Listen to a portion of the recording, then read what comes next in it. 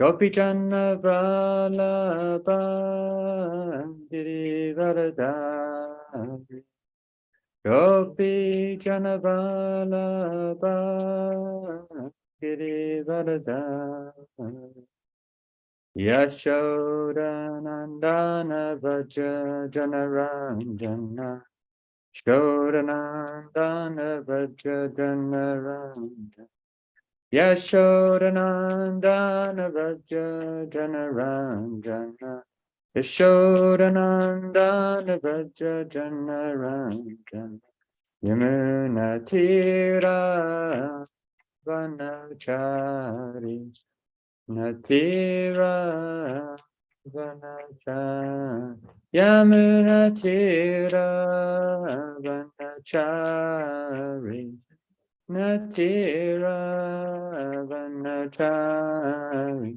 Jaya Radha Madhava Kunjabi Hari Jaya Radha Madhava Kunjabi Hari Radha Madhava Kunjabi Hari Jaya Radha Madhava Kunjabi Hari Gopi Jana Vallabha Girivaradari Gopi Jana Vallabha Girivaradari Gopi Jana Vallabha Girivaradari Gopi Jana Vallabha Girivaradari Yashodanandana Vaja Janaranjana Shodanandana Vaja Janaranjana Yashodanandana Vaja Janaranjana Nandana Vaja Janaranjana Yamuna Tira Vanachari Tira Vanachari Yamuna Tira Vanachari Yamuna Tira Vanachari Jaya Radha Madhava Kunjabi Hari Jaya Radha Madhava Kunjabi Hari Jaya Radha Madhava Kunjabi Hari Jaya Radha Kunjabi Hari Jaya Radha Madhava Radha Madhava Shri Radhe Madhava Radha Jaya Radha Giridhari Radha Giridhari Shri Radhe Jaya Radha Giridhari Radha Giridhari Shri Radhe Haribo Haribo Haribo Nitai Gora Haribo Nitai Gora Haribo Haribo Haribo Shri Shri Radha Madhava Ki Jai Shri Ram Navami Mahamahotsav Ki Jai Shri Sita Ram Lakshman Hanuman Ki Jai Go Premanandi.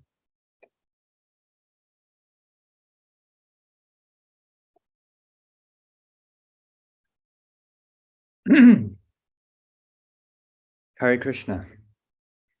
So first of all, I'd like to sincerely thank His Grace Krishna Chandra Prabhu for giving me the opportunity and the privilege to speak on the glories of Ramachandra on this most auspicious holy day.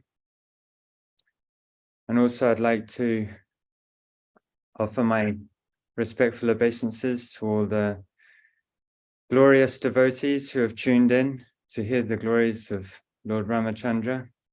Please give me your blessings that I can speak some words which will be very pleasing to our ears and to our hearts. Hare Krishna.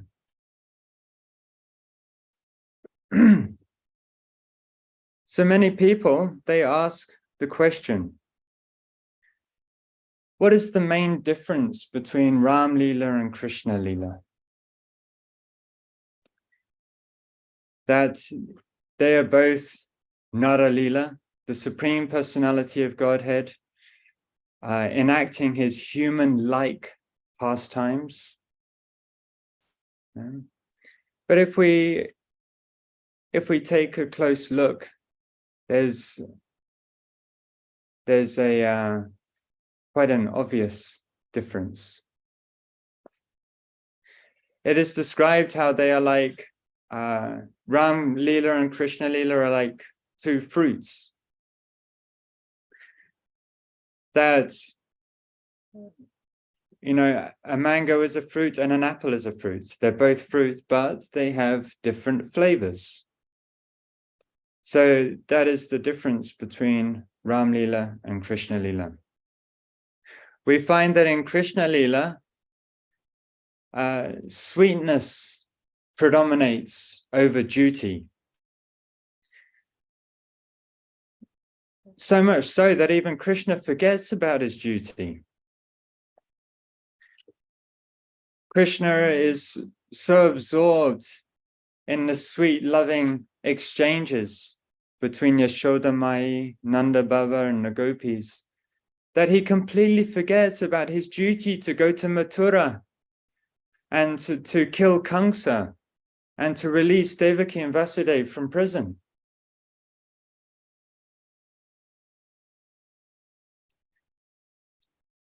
And we find in Ram Leela how duty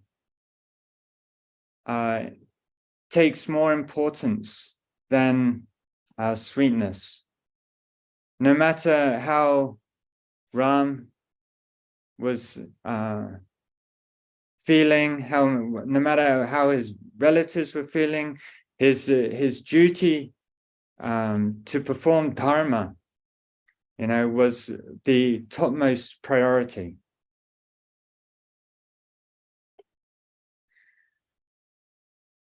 I heard a very interesting point by one Venerable Vaishnava recently.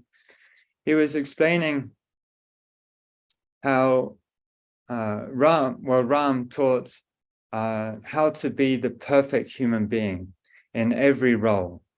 He was the perfect husband, the perfect son, the perfect father, and the perfect king, the perfect ruler.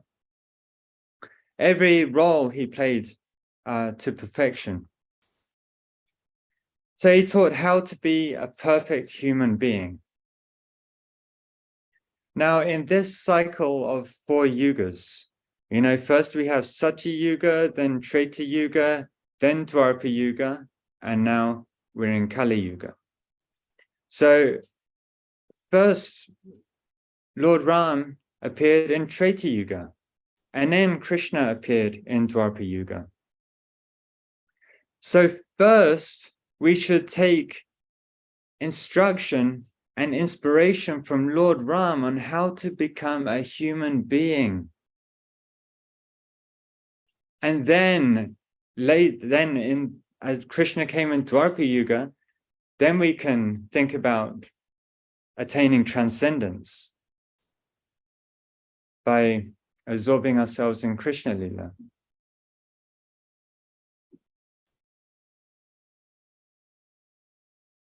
I was listening to one lecture by Srila Prabhupada recently, and he was explaining, when someone does some service for you, you say, thank you. When someone brings you a glass of water, you say, thank you. This is not Vaishnav etiquette. It's just human etiquette. It's the etiquette as a human being to say thank you when someone does something for you. And it is on this point that I would like to focus on today. The Lord, enacting his human-like pastimes, showed this attitude of gratitude to his servants, to his devotees.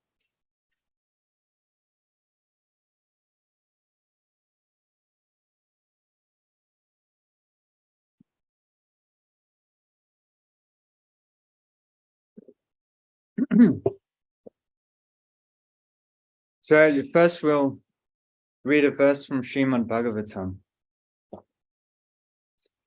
Om Namo Bhagavate Vasudevaya. Bhagavate Vasudevaya. Om Namo Bhagavate Vasudevaya. Om Namo Bhagavate Vasudevaya. So this is Gantara Srimad Bhagavatam, Canto 9, Chapter 10, entitled The Pastimes of Lord Ramachandra, text number 12. Dagvatmakritya hatakritya mahang kabandhang sakyam vidhaya kapibhir dayita gatim tai budvata valini hate plagvagendra shanyai velam magatsa manujoja bavarjitangri. We'll go to the translation. Lord Ramachandra, whose lotus feet are worshipped by Lord Brahma and Lord Shiva, had assumed the form of a human being. Thus he performed the funeral ceremony for Jatayu, who was killed by Ravana. The Lord then killed the demon named Kabandha, and after making friends with the monkey chiefs, killing Vali, and arranged for the deliverance of Mother Sita, he went to the beach of the ocean. Srila Prabhupada's purport. When Ravana kidnapped Sita, he was obstructed on the way by Jatayu, a large bird. But the powerful Ravana defeated Jatayu in the fight and cut his wing. When Ramachandra was searching for Sita, he found Jatayu almost dead and was informed that Sita had been carried off by Ravana. When Jatayu died, Lord Ramachandra did the duty of a son by performing the funeral ceremony, and then he made friends with the monkeys to deliver Sita Devi. Om Agyanatamarandasya Garanjana Shalakaya Chakshun Militam Yena Tasmai Shri Gurave Namaha Mukham Karoti Vatalam Pangun Legate Garim Yakripa Tamaham Vande Shri Gurundinataranam Jai Shri Krishna Chaitanya Prabhu Nityananda Shri Advaita Gadadhara Shivasari Gaura Bhaktivinoda Hare Krishna, Krishna Krishna, Hare Hare, Hare Rama, Rama Rama, Hare Hare. So we're going to fast forward somewhat in Ram Leela to where Lord Ram, Sita, and Lakshman have been banished to the, or Ramachandra has been banished to the forest, and Sita and Lakshman have followed him. They're residing in the Dandakaranya forest, and Shuparnika, Ravana's sister, has come and tried to attain Sri Ram as her husband, and Lakshman has sliced off her nose with his sharp arrows. And as a result, Shuparnika went to Ravana and told him what had happened.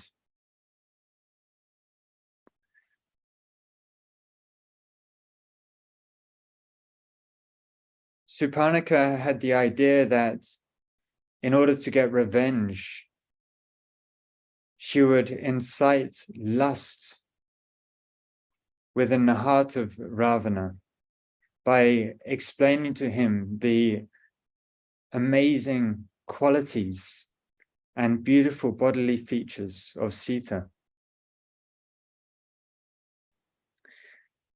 And when Ravana heard these amazing transcendental qualities of Sita Devi, he was completely stricken with lust. And he had it in mind that this princess must become my chief queen. So therefore Ravana, he set out to go to the Dandakaranya. And there he saw, on his way, he saw Maricha, another great Rakshasa, who possessed very powerful mystic potency. And Ravana, he explained to Maricha his plan. The plan was that Maricha would transform himself by his mystic power into an exquisitely beautiful deer. And by capturing Sita's mind, Sita would want to have the deer as her pet. And no doubt she would petition Ram to catch the deer for her. In this way, Ram would be allured away from the association of Sita. And then when Ram was away from the hermitage, then Ravana was telling Maricha that he should call out for help in the voice of Ram. And that way Lakshman would come and to help. And that way Sita would be all alone for Ravana to try and allure. So they had this plan, Ravana and Maricha, and they made their way to the hermitage of Lord Ram. And then, as planned, Maricha, he transformed himself into this amazingly beautiful deer.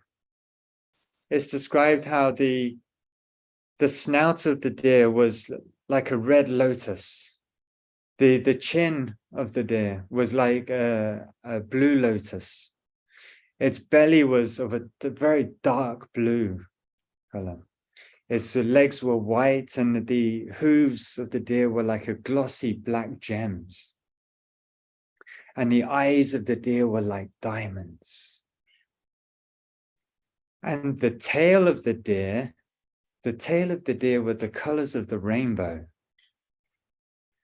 Yeah. So when Maricha, in this disguise, came before Sita, Sita's mind was captivated by the beauty of this deer. She had never seen such a creature. And by the deer's cute movements, dancing back and forth, Sita became completely enchanted. And she called out, Ram, Ram, come here. You will not believe what I'm seeing. And after repeatedly petitioning Ram and Lakshman came and they saw the deer. And Lakshman immediately, it was like, there's no creature like this on the planet. This must be a Rakshasa in disguise. In fact, Lakshman, he knew that only Maricha would have the power to transform himself into a creature like this. And Lakshman, told Ram, this must be a Rakshasa in disguise. But Sita was, completely enchanted by this creature. And she told Ram, I must have this deer as a pet. I want to show this beautiful animal to my mothers-in-law. And keep it in the palace when we go back from exile. And Ram was somewhat hesitant. But he told Lakshman, stay here. Do not go anywhere. I will chase this deer. If after some time I do not capture it, then I will know that it is a Rakshasa and I will kill that demon.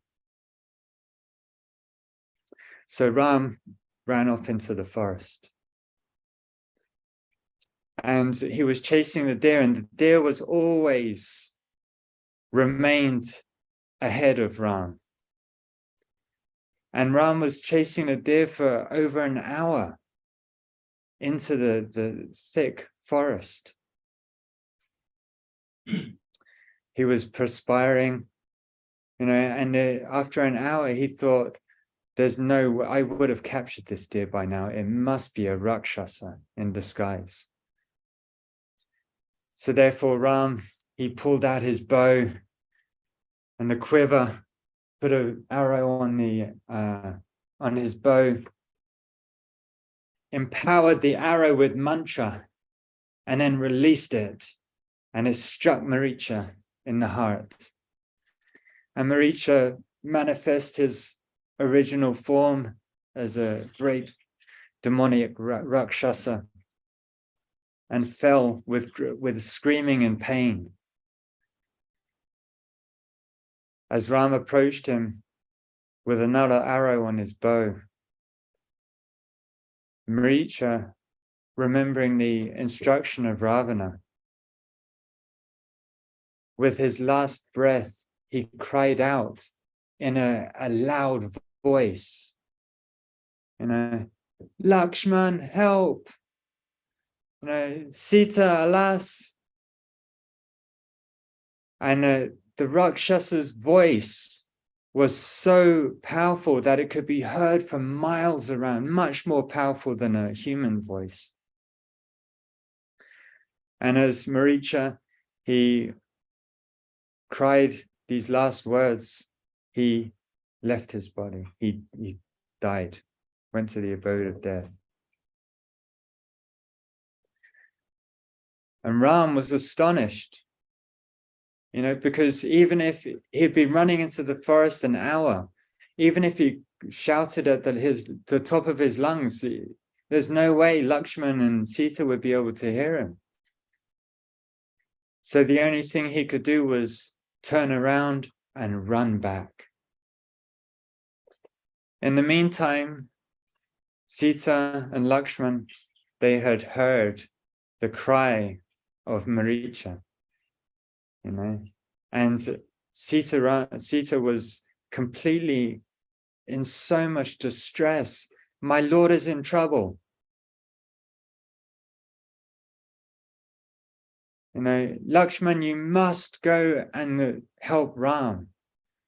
He must be attacked by some demoniac Rakshasa.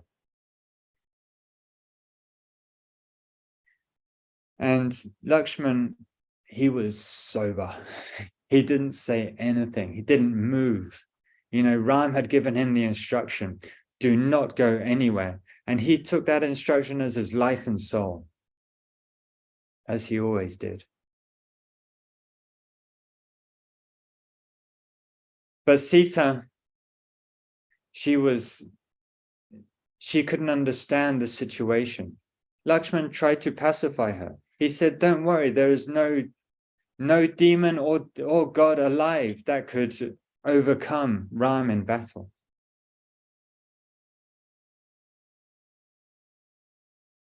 And so, but Sita, she was in too much distress to hear Lakshman's words. And when she saw that Lakshman wasn't going to do anything, she became even more distressed. And therefore she shot words like piercing arrows into the heart of Lakshman. She said to him, now I know your motive. You want Ram to die so you can enjoy with me. You want me as your property. And Lakshman, he saw Sita as his deity, his worshipable deity. And look, Sita's speaking like these harsh words to him. This is like intolerable to Lakshman. So then Lakshman, he could not tolerate these words of Sita. So he said to Sita, okay, I'm going to go and look for Ram, but you do not move from here. And then Lakshman went into the forest in search for Ram. As soon as Lakshman left, Ravana came out and disguised as a sadhu with matted locks in deer skin. And he started glorifying Sita, for Ravana's mind was completely overcome with lust at the sight of Sita. And in very poetic words, he started to glorify her. Her wonderful beauty. And Sita being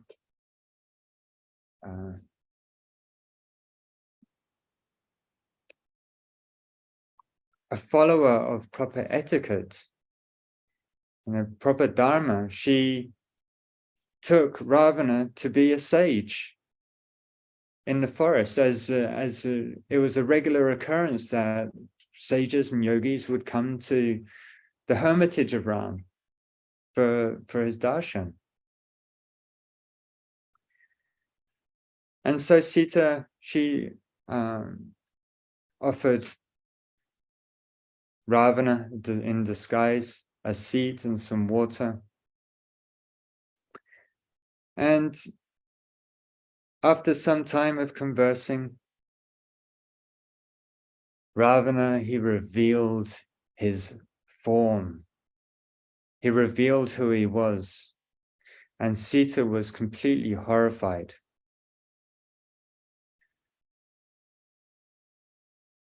And Ravana was trying to, Ravana had it in mind that, either she comes with me or I take her by force. And obviously, Sita being the personification of chastity, there was no way she was going to submit to the desire of Ravana.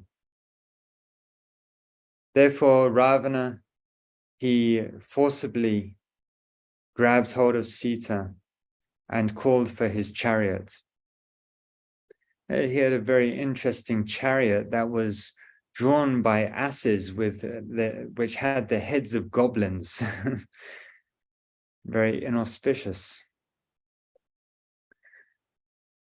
So then he took Sita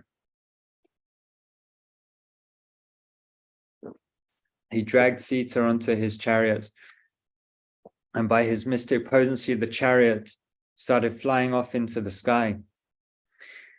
Now, as the chariot was coming to the tops of the treetops, there, perched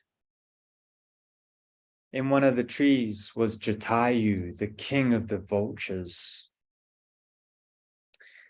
Now, Jatayu, he was very advanced in age.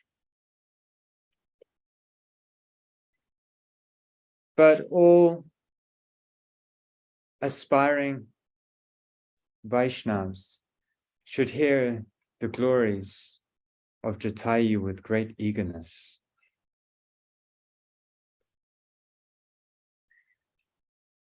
When Jatayu, he saw Ravana with Sita, abducting Sita, he could have quite easily justified it in his heart that, I am very advanced in age, I don't have any help, no one is here to witness that I saw this demoniac act of Ravana stealing Sita.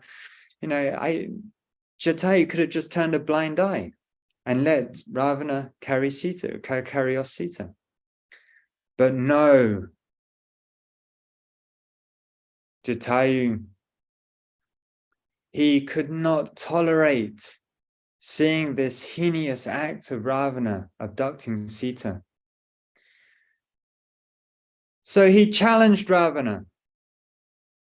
He knew that Ravana was formidable. He knew that Ravana was so powerful. And that he knew that Ravana would probably be able to defeat me.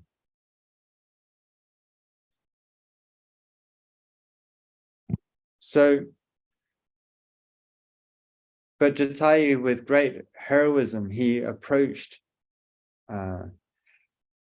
Ravana and challenged him to fight. And Jatayu, being a very powerful warrior, he attacked Ravana. He knocked Ravana's crown to the ground. With his sharp claws, he scratched Ravana's back. He ripped it. Jatayu, he landed on the asses that were pulling Ravana's chariot, and he ripped their heads off with his beak and killed the charioteer. And Ravana was furious by this attack, and he pulled out his bow and shot thousands of arrows at Jatayu, and Jatayu's whole body was covered with arrows. But he completely ignored his wounds and continued the attack on Ravana.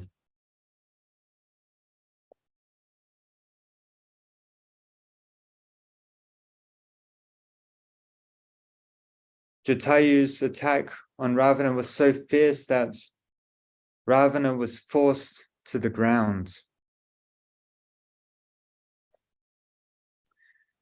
And in order to be able to fight properly with Jatayu, he released Sita.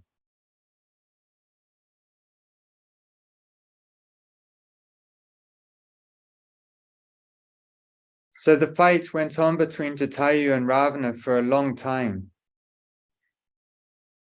Actually, in skill, in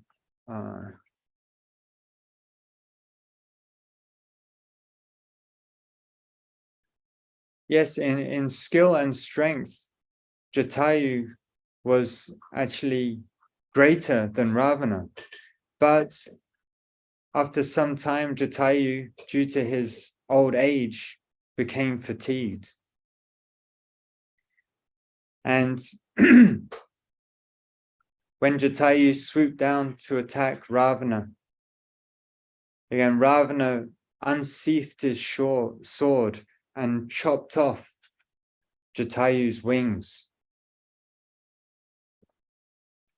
And Jatayu, in great pain, fell to the ground, covered in blood.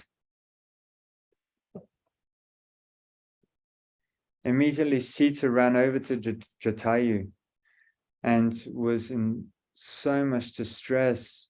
You know, it's because of me that Jatayu is in this, has been defeated by Ravana. And Ravana, without hesitation, he went and grabbed hold of Sita again and took her away to Lanka.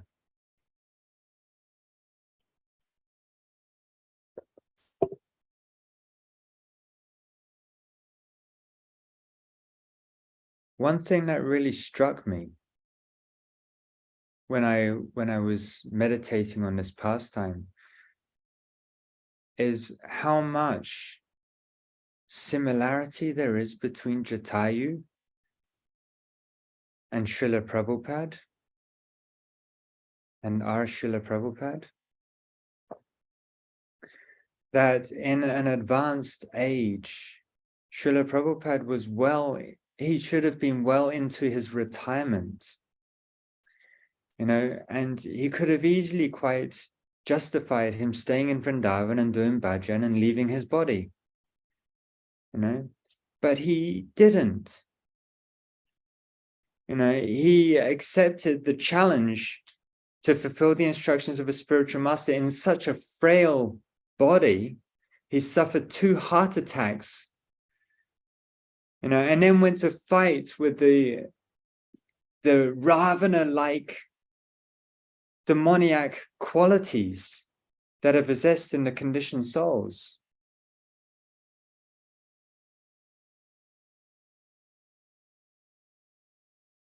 And then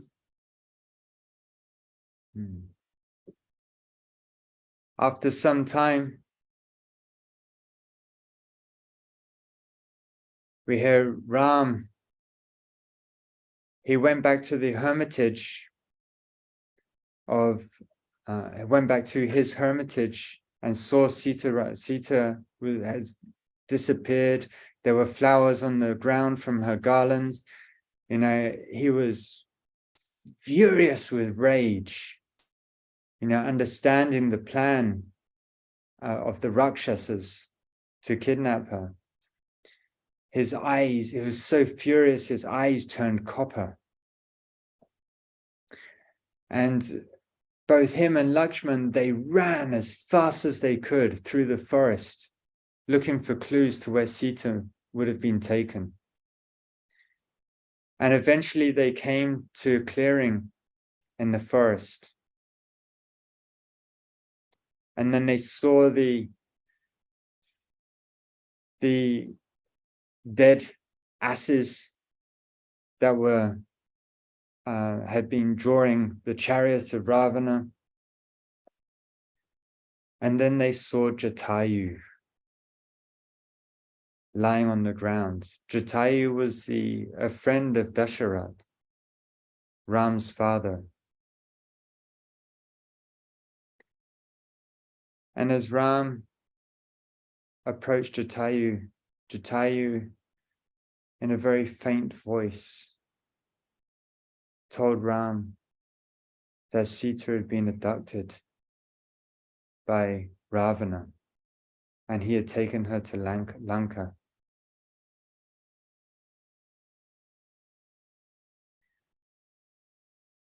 As Jatayu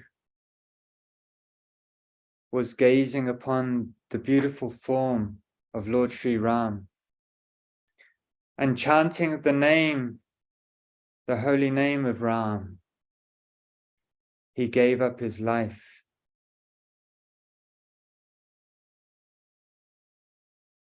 And Ram, with great gratitude,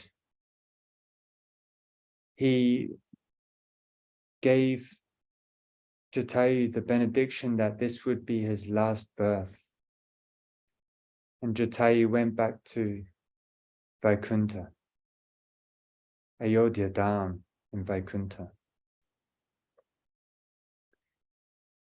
Indeed, one who gives their life to Sri Ram becomes liberated, becomes an eternal associate of Ram. Just like our Srila Prabhupada, he gave all his energy. He sacrificed all his energy, just like Jatayu, to fight against the demoniac qualities which manifest in this Kali Yuga.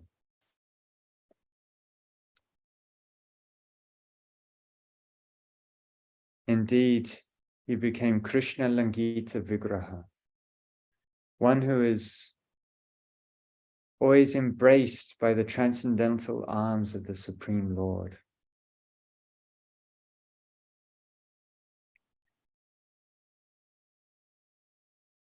The Lord was so grateful to Jatayu for his service, even though he failed. He didn't kill Ravana. He didn't reclaim Sita. You could say that he failed in his service. But Ram was so grateful just for the effort that Jatayu went to, that he performed the last rites for Jatayu, just like a son would for his father. As we're hearing in today's Srimad Bhagavatam, verse from the Srimad Bhagavatam, thus he performed the funeral ceremony for Jatayu, who was killed by Ravana. So it's a really beautiful quality of the Lord that we can meditate on, his attitude of gratitude to his servants. In fact, it is this gratitude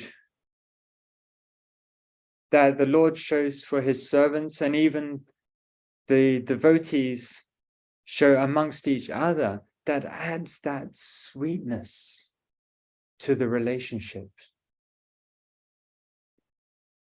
It becomes very, very sweet.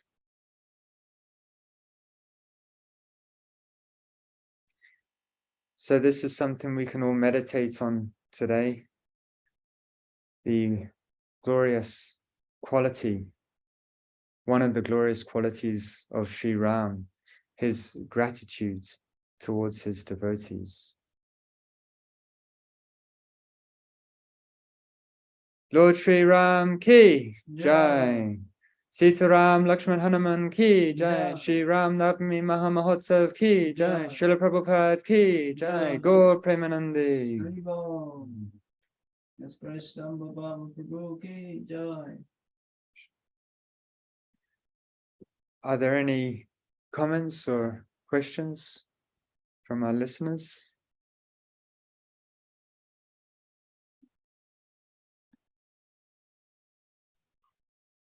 Hare Krishna Prabhu, Dandavat Pranam. Hare Krishna. Thank you very much for this nice class and bringing out the difference of different, not qualities, but rather the flavors of different incarnations in different ages, and particularly the difference between Lord Krishna and Lord Sri Ram, who is an epitome of duty, of dharma, performing dharma as a duty, and your particular example of how the Lord reciprocates, not reciprocates, I will say, Lord gives benediction to his devotees. Lord Ram performed the last rite of Jatayu, although he was not able to do his rite as for Dasharath, but he was able to do that for Jatayu in a similar way in the modern times. Chaitanya Mahaprabhu was also Lord Haridas Thakur has requested him to be present when he is last at the time of his death. So the Lord fulfilled his desire as well. So it is so when a devotee, without looking for any other things, is totally focused on the service of the Lord, Lord reciprocates it, and he never forgets his devotee. And we should remember that the Lord is so merciful that if we are without any, with an undeviated way, perform our devotional service, he will protect us at the last moment, and we should have no doubt about that. Thanking us for bringing out that particular point, that Lord never forgets his devotees. Yes. Hare Krishna. And let the others. Thank you very much, Prabhu. Thank you.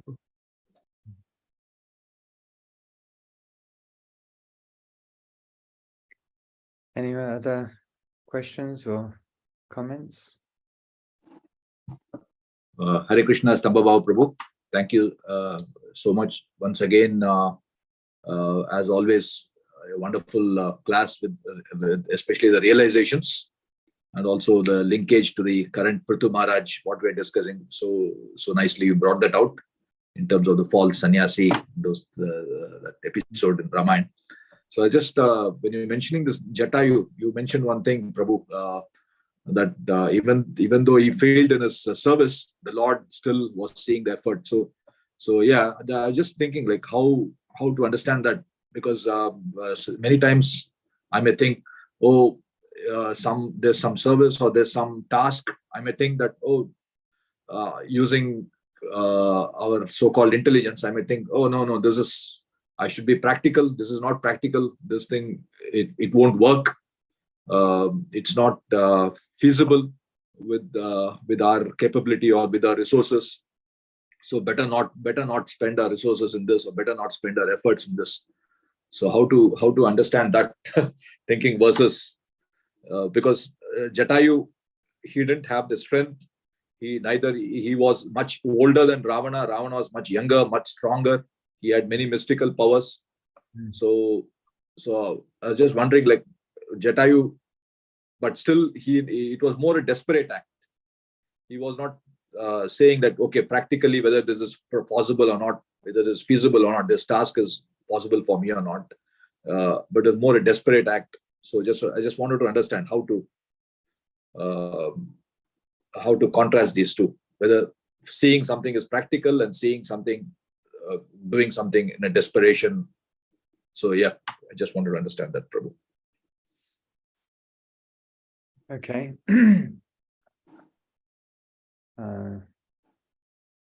So if I understood your question correctly, you're saying that you want to know if, although we may not see it, that we have the ability to do the service. Yeah. Correct. And but we should do it anyway. Yeah. That's So with the ability to do service, and especially if it's coming from a higher authority, with that instruction comes the ability to do the service.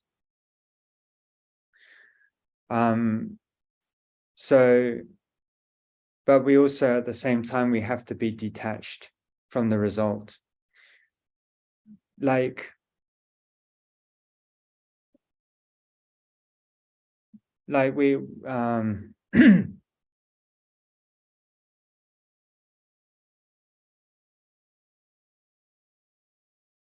I know sometimes it can definitely be very difficult to be detached from the result. But at the same time, it's the service, the endeavor, the mood within the heart to please the Supreme Lord, the spiritual master, this which is the main thing. And actually that's where we actually get our pleasure from, is that engaging in the service with that mood, and just leaving the results up to Krishna. But it's easier said than done. I know that for sure. But I've definitely experienced this, especially on book distribution. Where I've spent 6 hours out on the street trying to stop people, and not one book has gone out. Not one single book in 6 hours of trying to stop people. But after that 6 hours, I've never felt so peaceful and satisfied in my life.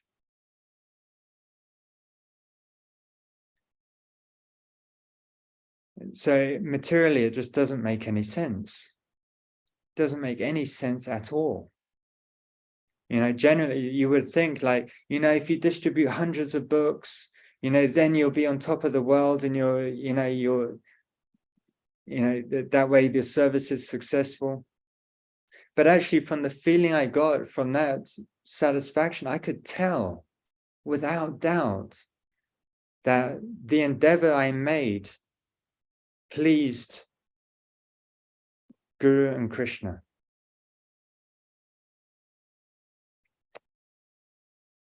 So devotional service is inconceivable from the material point of view.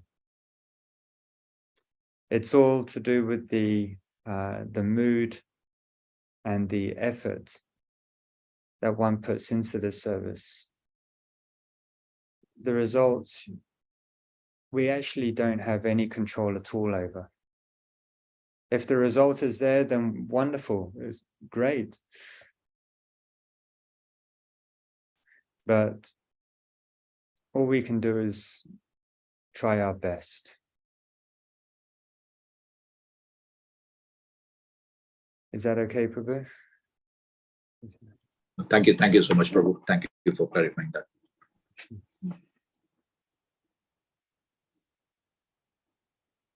Any other questions or comments? Hare Krishna, Prabhuji, thank you for the nice explanation for that. It just reminds me the verse 247 of Bhagavad Gita, where it says, Karmaneva adhikarasya ma phaleshu kadachanam ma karma phalar heturbhut te sangasteshu karmani. Particularly, it is what you have told about the second part of it, that we should not be attached to the results of the activities, rather, because we should not also detach ourselves for doing our activity just because it will fail, because ultimately it is the Lord who decides whether an action, because if we think that we are the proprietor of the things, then the problem comes. But if we leave everything to the Lord, and then because the Lord is finally who decides what will be the result. And you have very nicely pointed out, thank you, Prabhuji, for that. And it also, in the what I mean by Bhagavad Gita, there is a clear mention of that also. You have very nicely pointed out. Thank you, Prabhuji. We should leave everything to the Lord, because we should never consider ourselves that we are responsible for the results. If we think it, then that is in a subtle way. That is we are bringing our ego in preference to the Lord, which we should never do not only in devotional activities, but anywhere, in any of the activities. We should always remember, very hard. I fully agree, what Prabhuji has also told. Very, very difficult to do it, but that is the goal we have to achieve. That Krishna gives the result. We never responsible for the results. Whatever happens, by Krishna's mercy we have done, and Krishna's mercy it has not been done. Thank you, Prabhu. Thank you, Prabhu. Hare Krishna. Hare Krishna, Prabhu. Very nice class. You took me in Dandakaranya with the description of the deer and Sita Devi and everything, and that distinguish between Ram Leela and Krishna Leela. Yeah, that's your realizations also struck me. that same way how that mood of Jatayu and Srila Prabhupada. It's really means never think about that, but this point is really struck me and it's really inspirable. Thank you, Prabhu. Hare Krishna. Very lovely class.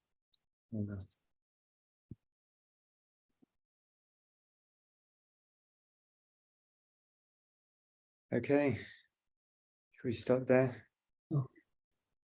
Vancha kalpotarupasya Sarubhyascha kripa Patitanam pavanebhyo Pavanebhyo Vaishnavebhyo Vaishnavebhyo namo Namo Namaha. namo. Anantakoti Anantakoti Vaishnava Vaishnavrinda ki jai.